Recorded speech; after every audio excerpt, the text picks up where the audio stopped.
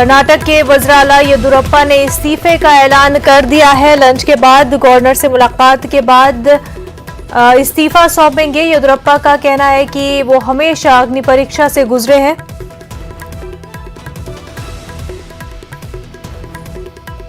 कर्नाटक की सियासत में बड़ी हलचल।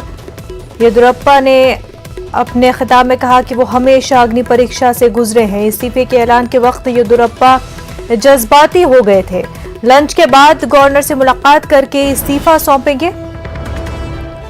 वज़ीर-ए-आला बनने से लेकर अब तक सड़क आसान नहीं रही।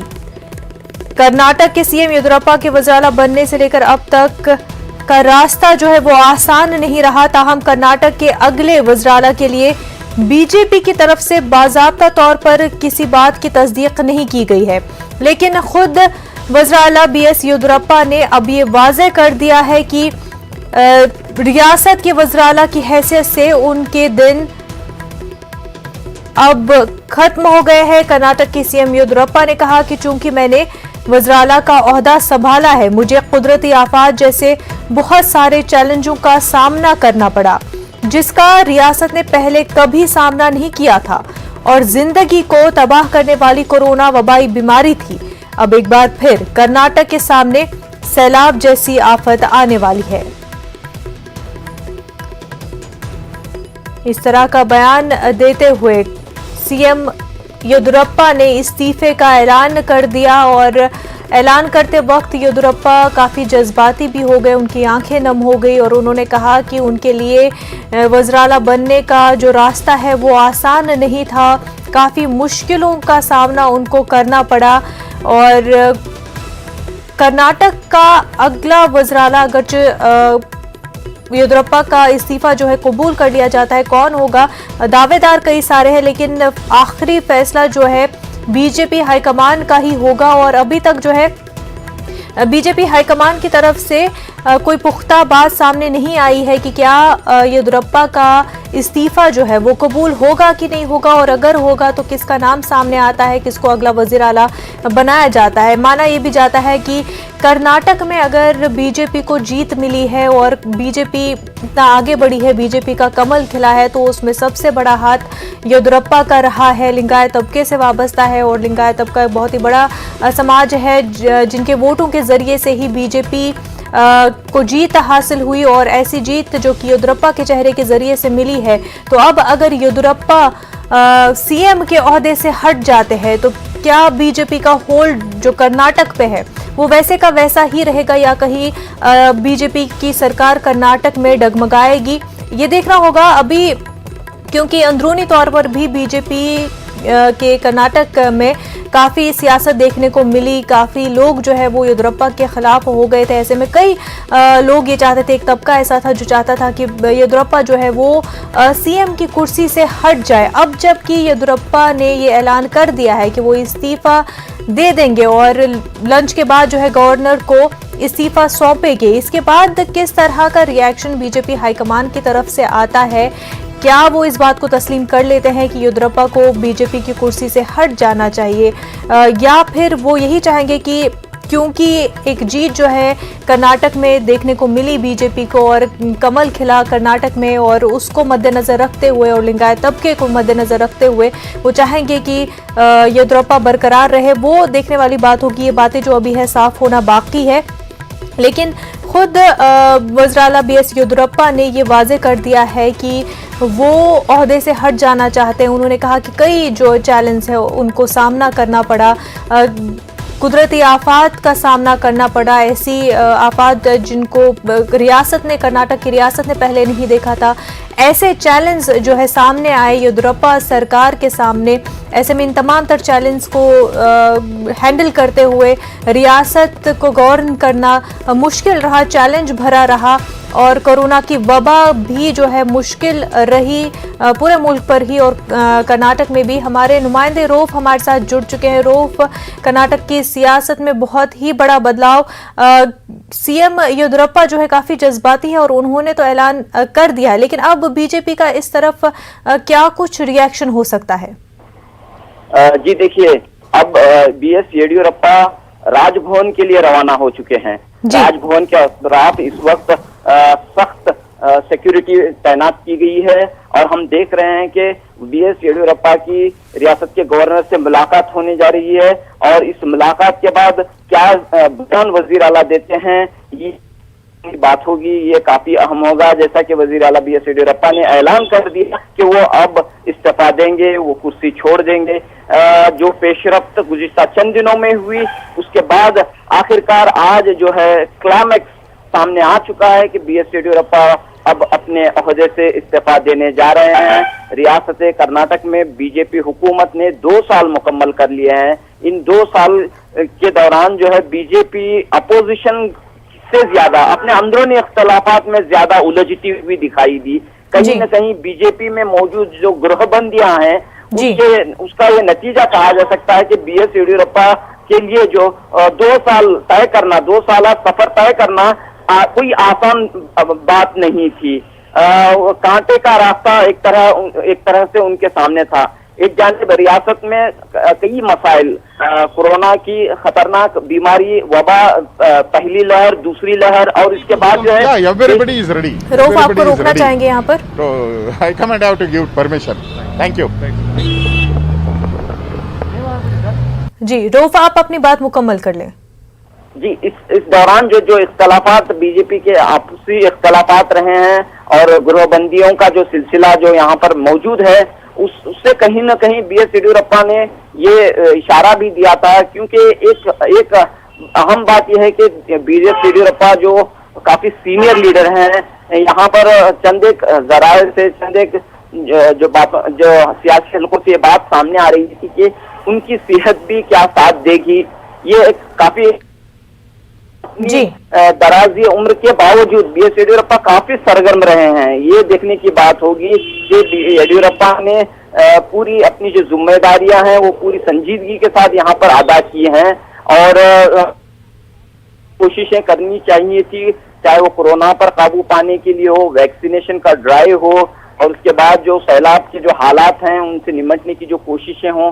तो हाल ही में वो और भी मजीद सरगर्म हो गए थे इन तमाम मसाइल को लेकर। लेकिन कहीं न कहीं येडियुरप्पा पर ये दबाव था कि वो अपने ओहदे से इस्तीफा दें। इसके पीछे क्या बातचीत हुई होगी, हाईकमांड और आला सतह पर क्या कुछ कोई अंदरूनी मुआहिदा हुआ, बातें जो है खुलकर सामने आनी बाकी हैं। रऊफ, क्या ये समझा जाए कि बीजेपी की आला कमान जो है वो इससे इत्तेफाक रखती है कि येडियुरप्पा को वज़राला के ओहदे से हट जाना चाहिए? क्योंकि ऐलान वो कर चुके, तो कहीं ना कहीं बात तो हुई होगी, ये बात रखी गई होगी और उस पर इत्तेफाक बना होगा और बीजेपी के आला कमान जो है उसने भी कहीं ना कहीं इत्तेफाक किया होगा, तभी जाके इस तरह से ऐलान किया गया और अब जाके गवर्नर से भी मुलाकात करने जा रहे हैं। बिल्कुल भी कहीं ना कहीं पसे पर्दा जो है कई बातें यहाँ पर हुई है। जाहिर सी बात है कि ये फैसला अचानक लिया हुआ फैसला नहीं है। कई दिनों से येडियुरप्पा को वजीर आला के ओहदे पर बरकरार रहना चाहिए या नहीं रहना चाहिए। इस दरमियान जो है कई पेशरफ्तें यहाँ पर हुई हैं, सियासी हलचल भी हुई, मुलाकातें भी हुई हैं और खुद अरुण जेटली कर्नाटक उन्होंने काफी तकरीबन 4 दिनों का दौरा किया था रियासत में 4 दिन रहे और मुख्तलिफ सतह पर उन्होंने मुलाकात की। कई एमएलए से फर्दन उन्होंने मुलाकात की, अलहदगी में मुलाकातें की। इन तमाम चीजों के बाद भी ये फैसला लिया गया होगा कि 2 साल मुकम्मल होते ही बीएस येडियुरप्पा को इस्तीफा देना होगा। कई बातें सामने आ रही हैं कि येडियुरप्पा को किसी रियासत के गवर्नर की भी बात यहाँ पर कही गई है कि कोई बड़ा ओहदा जो है बीजेपी देगी। शायद इस पर भी इत्तेफाक हुआ होगा। यही वजह है कि बीएस येडियुरप्पा ने आज अपने इस्तीफे का ऐलान किया। हालांकि येडियुरप्पा एक जिद्दी सियासी लीडर समझे जाते हैं, वो अपनी जिद पर हमेशा कायम रहते हैं। तो कहीं न कहीं आज जो येडियुरप्पा आपको रोकना चाहिए यहाँ पर 6 करोड़ जनता का विकास के बारे में काम किया है और उनका जो जन का जो निर्णय उनका निर्णय है, किसी का निर्णय नहीं है। और उन्होंने अपने बताया कि हमको इतना साल हुआ फिर भी हमको सृष्टि ने मौका दिया उसके लिए हमको कोई प्रेशर नहीं है। उन्होंने भाषण में कहा है सर जी वापिस कुछ जरूरत नहीं है, उसने साहब ने भाषण में पूरा नमून किया है। सर अभी आगे कौन है सर? आगे श्रेष्ठी तय करेगा, हाईकमान तय करेगा। हमारी श्रेष्ठी जो है ना, बीजेपी का श्रेष्ठी तय करेगा। सियासी कयासारें चल रही थी, How do you see Mr. Yediyurappa announcing his resignation, sir? Personally speaking, it was a surprise for me because he was mentioning to me that Sir, थोड़ा by लोगों 25th नीचे। or 26th he may receive a favorable decision from the High Command. But I think on the contrary, we all have to abide by 75 years, whatever is the fixed norms that is in our party. Beyond that, nobody could enjoy the administrative powers. That way, as our Honorable Chief Minister himself has specified that he was a unique difference to the party. They have considered his illustrious career, political career, and the efforts that he had made to build this party from scratch in Karnataka. So I think they have given him about 3 years plus opportunity to serve this beautiful state. So I think in a very dignified way, our Honorable Chief Minister is exiting at 78, but he is exiting only from the Chief Minister post, not from active politics. His leadership, his direction to the lakhs of BJP Karyakartaras and to people like me will always continue under his able leadership and our able leadership of Yediyurappa ने इस्तीफा दे दिया है। आपको बड़ी खबर बता दें कि बीएस येदियुरप्पा ने वज़ीर-ए-आला के ओहदे से इस्तीफा दे दिया है। गवर्नर को इस्तीफा सौंप दिया गया है। it is their discretion to choose their new cabinet. अब से कुछ देर पहले ही येदियुरप्पा ने ऐलान किया था कि वो इस्तीफा देंगे और अब उन्होंने अपना इस्तीफा गवर्नर को सौंप दिया है। इस्तीफा येदियुरप्पा ने दे दिया है। गवर्नर से मुलाकात करके बीएस येदियुरप्पा ने इस्तीफा दे दिया है। हमारे नुमाइंदे धर्नीश इस वक्त हमारे साथ जुड़ चुके हैं। धर्नीश, जिस तरह से बीजेपी लीडरान के बयानात सामने आ रहे हैं, कुछ कह रहे हैं कि ये उनका येदियुरप्पा का पर्सनल डिसीजन था और कुछ कह रहे हैं कि वो काफी सरप्राइज्ड है। क्या वाकई ये सरप्राइज्ड और पर्सनल डिसीजन था या फिर प्लान्ड डिसीजन था? ये बहुत दिन से चलता था क्या येदियुरप्पा और कुछ विधायकों के बीच में कुछ गड़बड़ था। बहुत लोग असमाधान थे, इसी वजह से ये कंप्लेंट हाईकमांड तक भी आए थे कि ये सारा येदियुरप्पा पिछले हफ्ते दिल्ली आके प्रधानमंत्री नरेंद्र मोदी, बीजेपी राष्ट्रीय अध्यक्ष जेपी नड्डा, गृह सचिव अमित शाह, सब लोगों को मिल के गए थे। मिलने के समय में भी वो बोला था, फिर बेंगलुरु पहुंचने के बाद भी बोला था मैं 25 तारीख को डिसाइड करूंगा। 25 तारीख का मतलब कल इन्होंने जो दिया था, आज इस्तीफा भी दे दिया, अभी दे चुका है।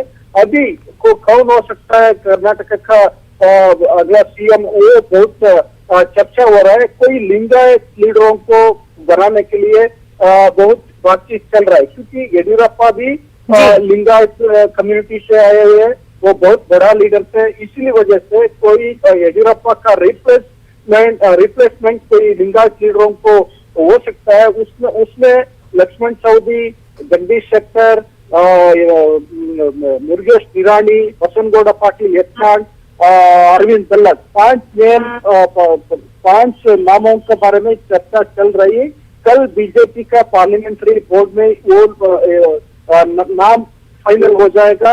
कल हो सकता है, मतलब कल पार्लियामेंट्री बोर्ड भी बैठक चल रहे है ना, इसलिए कल हो सकता है कौन कर्नाटक का सीएम, ये मुद्दा अभी ऑलरेडी वो इस्तीफा दे के इसके बाद वो बाहर भी आ रहा है राजभवन से। अभी कुछ गड़बड़ हो सकता है क्या, ये भी देखना चाहिए, क्योंकि उन्होंने खुद बोला मैं स्वयं इच्छा से इस्तीफा दे रहा हूँ।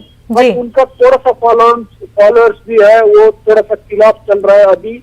ऐसा हो सकता है ये भी बेंगलुरु में ऐसा खबर। बिल्कुल बिल्कुल धर्मीश, आप बने रहिए हमारे साथ। इस वक्त हमारे साथ सियासी तजिया निगार तनवीर अहमद हमारे साथ जुड़ चुके हैं। खैर मकदम है आपका। तनवीर अहमद साहब, आप किस तरह से देखते हैं येदियुरप्पा का जो इस्तीफा है उसको आप किस तरह से देख रहे हैं? देखिए, ये बीजेपी की पूरी सियासत है, बीजेपी का अपना एक अंदाज है, उसी की एक झलक यहाँ पर भी है। मुख्तलिफ जगह वो अपने चेहरों को ला रहे हैं। अब उनके अंदर क्या मामला है पता नहीं, क्या आरएसएस के लोगों को, हार्डकोर लोगों को लाना चाहते हैं या क्या है। हालांकि हमारी नजर में तो येदियुरप्पा साहब ठीक ही चला रहे थे कर्नाटका को। ये और बात है कि उनकी उम्र हो चुकी है, उन पर इल्जाम ये है कि वो डिसीजन नहीं ले रहे हैं, बल्कि उनका बेटा डिसीजन ज्यादा लेता है, या उन लोगों को ज्यादा ये मौका नहीं दे रहे हैं जो हार्डकोर समझे जाते हैं। तो कहीं ना कहीं बीजेपी की अपनी अंदरूनी पॉलिटिक्स बहुत ज्यादा है, जिसकी वजह से ये सूरत हाल पैदा हुई है। लेकिन बीजेपी खुद बड़े तजब्जुब में और बड़ी अजीब व गरीब कैफियत में है। अगर वो येदियुरप्पा साहब को नाराज कर देती है तो फिर लिंगायत वोट बैंक उससे खिसक जाने का खदशा है। लिंगायत वोट बैंक खिसक जाता है तो फिर उसके अगले इलेक्शन में कामयाबी मुश्किल में पड़ जाती है। तो ये सब बातें हैं। वैसे येदियुरप्पा साहब भी बड़े सीजन पॉलिटिशियन है, वो जाने से पहले कुछ ना कुछ इंतजाम अपना करेंगे, अपने बेटे को अच्छी पोजीशन दिलाएंगे और फिर कुछ अपने लिए भी मामला तय कर लेंगे। अब तो उनकी उम्र काफी हो चुकी है, शायद उनकी उम्र का कोई इतनी बड़ी पोजीशन में बीजेपी में किसी और जगह नहीं है जी। तो ये सब है मामला जी। बिल्कुल तनवीर साहब, जिस तरह से बीजेपी के अंदरूनी मामले ऐसे हैं कि ग्रुपबाजी देखने को मिल रही है, क्या उससे ये सरकार कमजोर पड़ जाती है? और ये कि येदियुरप्पा के इस्तीफे के बाद लिंगायत वोट जो है वो हाथ से न जाए, तो लिंगायत तबके का ही कोई लीडर जो है इस ओहदे पर फाइज किया जाएगा? इम्कान तो ऐसी है कि लिंगायत मजहब को मानने वाला ही कोई सेकंड रैंक का लीडर होगा। लेकिन मुश्किल ये है कि जो स्टेचर, जो मुकाम येदियुरप्पा का लिंगायत कम्युनिटी में है, उस मुकाम का कोई दूसरे दर्जे का लीडर, दूसरा दर्जा तो कहना मुनासिब नहीं है, मतलब उनकी पोजीशन लेने वाला कोई लीडर नजर नहीं आता। येदियुरप्पा और फिर उसके बाद लिंगायत मजहब में जो भी लीडर है उसकी पोजीशन देखी जाए तो 100 और कम से कम 40 का फर्क है। 100% अगर येदियुरप्पा है तो दूसरे नंबर वाला 40% ही अपना मुकाम रखता है। तो इस तरह वोट बैंक तो बहरहाल मुतासिर होगा और जरूर मुतासिर होगा। लेकिन अगर येदियुरप्पा को इस तरह खुश किया जाता है कि उनके बेटे को कुछ नवाज दिया जाएगा तो शायद फिर कुछ डैमेज कंट्रोल हो जाएगा। लेकिन डैमेज तो थोड़ा बहुत होगा ही, लेकिन इस डैमेज के जरिए हो सकता है बीजेपी अपना दूसरा कुछ गेन हासिल करना चाह रही है। तनवीर साहब, क्या गेन हासिल कर पाएगी बीजेपी यहाँ पर, या फिर ये ना हो कि नुकसान उठाना पड़े बीजेपी को? देखिए, अब ये सब मामला ये उसी वक्त कहा जा सकता है जब येदियुरप्पा के बाद किसको सेलेक्ट किया जाएगा। वो सिलेक्शन और फिर येदियुरप्पा के जो बेटे हैं और उनके करीबी लोग हैं, बिलखुसूस वो लोग जो गोया बगावत करके और अपने दीगर पार्टियों को छोड़कर वो येदियुरप्पा के कहने पर बीजेपी में आ गए थे, तो उन्हें कितना खुश रखा जाएगा, उन्हें उनके मंत्री पद बाकी रहेंगे या नहीं रहेंगे। अगर उनके पोर्टफोलियो बाकी रहेंगे और येदियुरप्पा के फर्जंद को बड़ी पोजीशन। तनवीर साहब, आपको एक यहाँ पर रोकना चाहेंगे।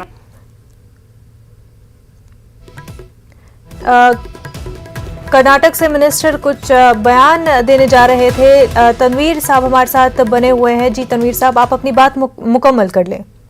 हाँ, तो वो ये डिपेंड करेगा कि उनकी फैमिली को कितनी पोजीशन मिलती है और उनके साथ जो आए थे मिनिस्टर MLA उनको क्या पोजीशन मिलती है। ये सब के बावजूद भी थोड़ा नुकसान होगा, लेकिन इस नुकसान को जाहिर बात है बीजेपी तो कुछ अपने भड़काऊ भाषण देकर फिर अपनी जो पॉलिटिक्स है हिंदू मुस्लिम वो करके उसको शायद इक्वल कर लेगी जी।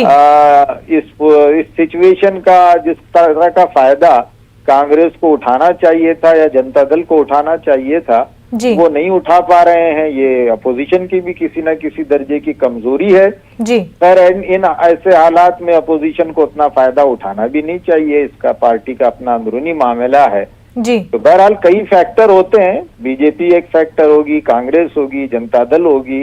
अब इसमें एक नुक्ता ये भी निकाला जा रहा है कि हो सकता है, हालांकि रिमोट चांसेस हैं जी। वो ये कि किसी गौड़ा कैंडिडेट को भी ये बना सकते हैं जी। गौड़ा अगर कैंडिडेट को चीफ मिनिस्टर बनाया जाता है वक्कलीगा तो मुबस्सिरीन का कहना ये है कि शायद वक्कलीगा जो वोट बैंक है उसमें सेन लगाया जाएगा, उसको ब्रेक करने की कोशिश की जाएगी ताकि जनता दल कमजोर पड़े और जनता दल जब कमजोर पड़ेगी तो फिर फाइट डायरेक्ट होगी। डायरेक्ट फाइट में बीजेपी को फायदा भी है और नुकसान भी है जी। तो एक कैलकुलेशन ये भी है कि जनता दल को कमजोर करने की भी कोशिश हो सकती है, लेकिन रिमोट चांसेस है जी। लेकिन ज्यादा फिक्र तो बीजेपी को इसी बात की होगी कि उनका लिंगायत वोट बैंक खिसकने ना पाए जो तकरीबन 13% है। ऐसे में तनवीर साहब जिस तरह से येदियुरप्पा इस वक्त कुछ कह रहे हैं, सुनना चाहेंगे। तनवीर साहब आपको रोकते हैं। इस्तीफा देने के बाद येदियुरप्पा जो है मीडिया से खिताब करने जा रहे हैं। इस्तीफा दे चुके हैं येदियुरप्पा।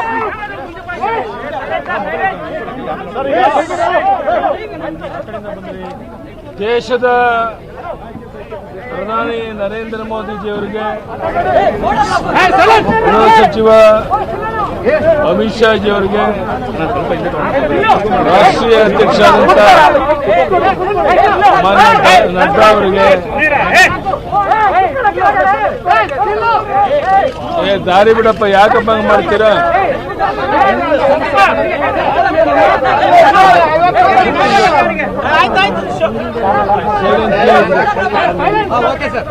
ದೇಶದ ಪ್ರಧಾನಿ ನರೇಂದ್ರ ಮೋದಿಜಿ ಅವರಿಗೆ ಗೃಹ ಸಚಿವರಾದಂಥ ಅಮಿತ್ ಶಾ ಜಿ ಅವರಿಗೆ ರಾಷ್ಟ್ರೀಯ ಅಧ್ಯಕ್ಷರಾದಂಥ ನಡ್ಡಾ ಅವರಿಗೆ ನಾನು ಕೃತಜ್ಞತೆಯನ್ನು ಸಲ್ಲಿಸ್ತೇನೆ. 85 ವರ್ಷ ದಾಟಿದಂಥವ್ರಿಗೂ ದೇಶದಲ್ಲಿ ಎಲ್ಲೂ ಯಾವುದೇ ಸ್ಥಾನಮಾನ ಕೊಟ್ಟಿಲ್ಲ. ಆದರೆ ಯಡಿಯೂರಪ್ಪನ ಬಗ್ಗೆ ಅಭಿಮಾನ ಇಟ್ಟು ನಮ್ಮ ರಾಷ್ಟ್ರೀಯ ನಾಯಕರು ನನಗೆ 2 ವರ್ಷ ಮುಖ್ಯಮಂತ್ರಿಯಾಗಿ ಅಧಿಕಾರದಲ್ಲಿ ಮುಂದುವರಿಕೆ ಅವಕಾಶ ಮಾಡಿಕೊಟ್ಟಿದ್ರು. ಅದಕ್ಕೆ ನಮ್ಮೆಲ್ಲ ಶಾಸಕರು, ಸಚಿವ ಸಂಪುಟದ ಸಹೋದ್ಯೋಗಿಗಳು, ರಾಜ್ಯದ ಜನತೆಯ ಪರವಾಗಿ ಪ್ರಧಾನಿ ನರೇಂದ್ರ ಮೋದಿ ಅವರಿಗೆ, ಅಮಿತ್ ಶಾ ಅವರಿಗೆ, ನಡ್ಡಾ ಅವರಿಗೆ ಮತ್ತೊಮ್ಮೆ ಅಭಿನಂದನೆಯನ್ನು ಸಲ್ಲಿಸ್ತೇನೆ. ಈ 2 ತಿಂಗಳ ಹಿಂದೆನೇ ನಾನು ರಾಜೀನಾಮೆ ಕೊಡಬೇಕು ಅಂತ ನಿರ್ಧಾರ ಮಾಡಿದ್ದೆ. ಆದರೆ ಇವತ್ತು 26ನೇ ತಾರೀಕು 2 ವರ್ಷ ತುಂಬದ ಈ ಶುಭ ಸಂದರ್ಭದಲ್ಲಿ ರಾಜೀನಾಮೆ ಕೊಡೋದು ಸೂಕ್ತ ಅಂತೇಳಿ ನಾವು ಯೋಚನೆ ಮಾಡಿ ನಾನು ರಾಜೀನಾಮೆಯನ್ನು ಗವರ್ನರ್ ಕೊಟ್ಟು ಬಂದಿದ್ದೇನೆ. ಅವರು ಅಕ್ಸೆಪ್ಟ್ ಮಾಡಿಕೊಂಡಿದ್ದಾರೆ. ನಾನು ಮತ್ತೊಮ್ಮೆ ಪ್ರಧಾನಿ ನರೇಂದ್ರ ಮೋದಿ ಅವರಿಗೆ, ಅಮಿತ್ ಶಾ ಅವರಿಗೆ, ನಡ್ಡಾ ಅವರಿಗೆ ಅಭಿನಂದನೆಯನ್ನು ಸಲ್ಲಿಸ್ತೇನೆ. ಅದೇ ರೀತಿ ರಾಜ್ಯದ ಜನತೆ ನನಗೆ ಇಷ್ಟು ವರ್ಷ ಕಾಲ 4 ಬಾರಿ ಮುಖ್ಯಮಂತ್ರಿಯಾಗಿ ಸೇವೆ ಸಲ್ಲಿಸುವಂಥ ಒಂದು ಅವಕಾಶವನ್ನು ಮಾಡಿಕೊಟ್ಟಿದ್ದಾರೆ. ರಾಜ್ಯದ ಜನತೆಗೆ, ರಾಜ್ಯದ ಕಾರ್ಯಕರ್ತ ಬಂಧು ಬಳಗರಿಗೆ, ಅದೇ ರೀತಿ ಶಿಕಾರಿಪುರ ತಾಲೂಕಿನ ಜನ 7 ಬಾರಿ ಶಾಸಕನಾಗಿ ಮಾಡಿ ಈ ಉನ್ನತ ಸ್ಥಾನಕ್ಕೆ ಹೋಗಿ ಅವಕಾಶ ಮಾಡಿಕೊಟ್ಟ ಶಿಕಾರಿಪುರ ತಾಲೂಕಿನ ಜನತೆಯನ್ನು ಜೀವನದಲ್ಲಿ ಮರೆಯೋಕ್ಕಾಗೋದಿಲ್ಲ. ಅವ್ರಿಗೂ ಸಹ ನಾನು ಕೃತಜ್ಞತೆಯನ್ನು ಈ ಸಂದರ್ಭದಲ್ಲಿ ಸಲ್ಲಿಸ್ತಾ ಇದ್ದೇನೆ. I am grateful to Prime Minister Narendra Modi ji and also Home Minister Amit Shah ji and All India President Nadda ji has given opportunity to serve as people of Karnataka for 2 years as Chief Minister. Entire country after 17 years nobody has given opportunity, whereas Yediyurappa they have given opportunity to me even after 75 years. From last 2 years